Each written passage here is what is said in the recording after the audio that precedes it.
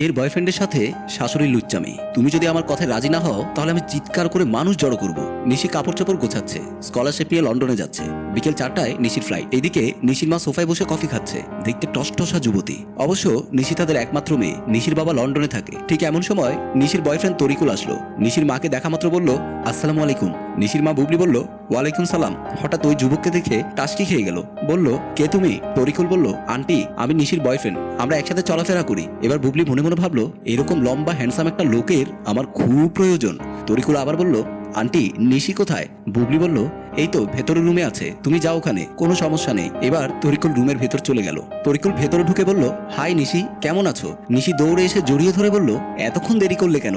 আমি তোমার অপেক্ষায় ছিলাম। তরিকুল বলল, আমি তো এসেছি অনেকক্ষণ, ড্রয়িং রুমে আন্টির সাথে কথা বলছি। ও তাহলে তলে তলে এত দূর, আম্মুকেও পটিয়ে ফেলেছো? তরিকুল বলল, আরে না, দাঁড়িয়ে দাঁড়িয়ে কথা বলবো নাকি বসতে বলবে?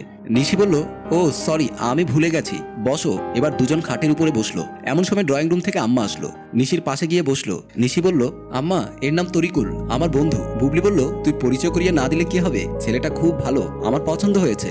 নিশি আবার বুবলিকে জড়িয়ে ধরে বলল, থ্যাংক ইউ আম্মু, এই জন্যই তো আমি তোমাকে এত ভালোবাসি। বুবলি বলল, 1 মাস তোকে ছাড়া আমি কিভাবে থাকবো? নিশি বলল, মা আমার স্বপ্ন পূরণের লক্ষ্যে লন্ডনে যাচ্ছি, আজে বাজে কথা বলো না তো। এমন সময় বুবলি চালাকি করে অসুস্থতার ভান ধরে ফেললো। বলল, আমার বুকের ব্যথা উঠেছে, বুকে একটু মালিশ করে দে। নিশি কান্নাকাটি করতে লাগলো। বুবলির মাথাটা তরিকুলের হাতের উপর রাখলো। বুবলি এবার অনেকটাই অসুস্থতা সুরে বলল, আমার বুকে প্রচন্ড ব্যথা, একটু মালিশ করে দে। এক পর্যায়ে তরিকুলের হাতটা টেনে বুবলির বুকের উপর চেপে ধরে মালিশ করতে লাগলো এবং বুবলি একটু আর চোখে তরিকুলের দিকে তাকিয়ে রইল আর মনে মনে বলল, কতদিন আজকে একলা একলা রয়ে গেলাম, আমার খবর নেওয়ার কেউ নাই। তরিকুল, তোমাকে আমি ছাড়বো না। এদিকে নিশি মোবাইল বের করে ডাক্তারকে ফোন করলো, তাড়াতাড়ি আমাদের বাড়িতে আসেন, মায়ের খুব অসুখ। এবার 1 গ্লাস পানি ঢেলে বুবলিকে আস্তে করে পানি খাইয়ে দিল। বলল, নিশি আজকে তুই আছিস হয়তো এই যাত্রায় বেঁচে গেছি, তুই যখন চলে যাবি আমাকে কে দেখবে? নিশি বলল, মা তুমি টেনশন নিও না, তরিকুল তোমাকে এসে দেখে যাবে। বুবলি এবার বলল, তাহলে তরিকুলের মোবাইল নাম্বারটা আমাকে দিয়ে যাস।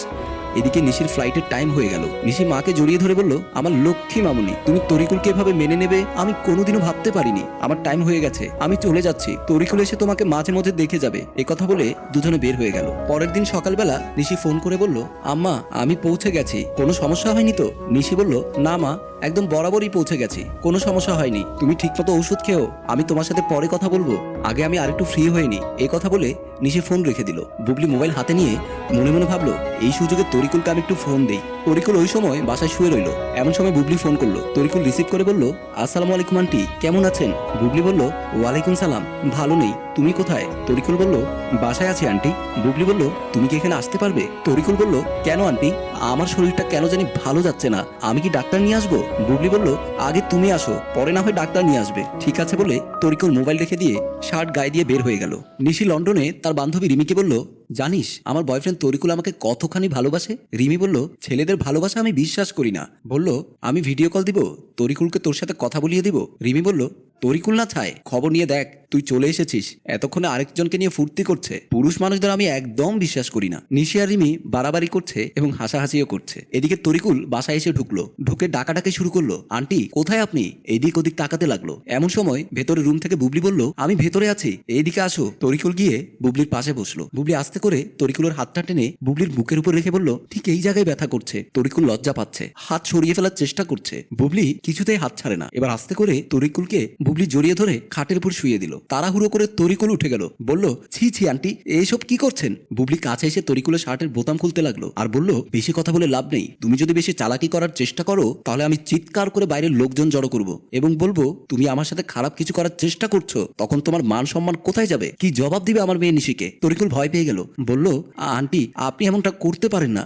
বুবলি কোনো কথাই শোনে না, জোর করে তরিকুলকে খাটের উপর ফেলে জড়াজড়ি করতে লাগলো। ঠিক এমন সময় পাশে পড়ে থাকা তরিকুলের মোবাইলে ভিডিও কল আসলো নিশির। তরিকুল আস্তে করে মোবাইল রিসিভ করে পাশে রেখে দিল। নিশি হ্যালো হ্যালো করছে। ওই পাশ থেকে শোনা যাচ্ছে নিশির মায়ের গলার আওয়াজ। বুবলি বলতে লাগলো, আমি অনেক দিনের ক্ষুধার্ত, তোমাকে দেখা মাত্র আমার নজরে লেগে গেছে, তাই তোমাকে ছাড়া দিন চলবে না। তরিকুল বলল, আন্টি প্লিজ, আমি আপনার মেয়ের বয়ফ্রেন্ড, সম্পর্কে আপনার মেয়ের জামাই হয়ে। বুবলি কোনো কথাই শোনে না, জোরাজোরি করতে লাগলো। এক পর্যায়ে তরিকুল বাধ্য হলো। এদিকে নিশির মাথায় আকাশ ভেঙে পড়লো। এসব কি দেখছি, কি শুনছি? তার মানে আমার মা তরিকুলের সাথে এগুলো ভাবতে নিজের কষ্ট লাগছে, চোখ দিয়ে পানি পড়ছে। যে মাকে আমি এত ভালোবাসি সে মা কিনা আমার বয়ফ্রেন্ডের সাথে। ছি, এসব কথা চিন্তা করতে করতে নিশি আবার মোবাইল হাতে নিয়ে তরিকুলের ফোনে ফোন দিল। তরিকুল ঠিক ও সময় বাইরে আসলো। নিশির ফোন রিসিভ করে বলল, আমি তোমার মায়ের ভিডিওগুলো পাঠাবো, তুমি ভালো করে দেখবে। আজকে থেকে তোমার আমার সম্পর্ক চিরতর ব্রেকআপ। এরকম বদমাশ মহিলার মেয়ে অন্তত আমি বিয়ে করব না। এই কথা বলে মোবাইল কেটে দিয়ে নিজে নিজে খুব আফসোস করতে লাগলো। সম্মানিত ভিউয়ার্স, আমাদের সমাজে কিছু বাজে মহিলার কারণে